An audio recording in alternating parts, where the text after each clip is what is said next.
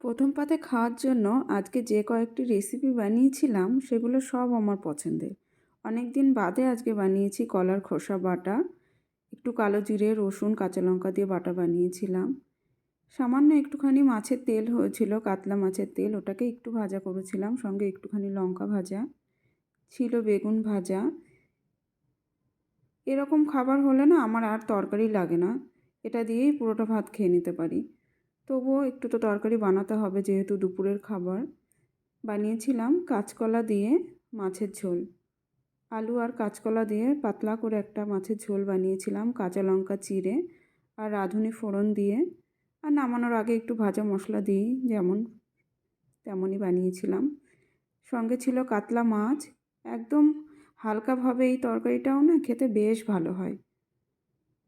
আর যদি একটু জ্যান্ত মাছ বা একটু ভালো ধরনের মাছ দিয়ে কাঁচকলার তরকারি বানানো যায়, খুব ভালো হয় খেতে। তো আজকে দুপুরের এটাই ছিল আমার সিম্পল আয়োজন। কেমন লাগলো আপনাদের জানাবেন।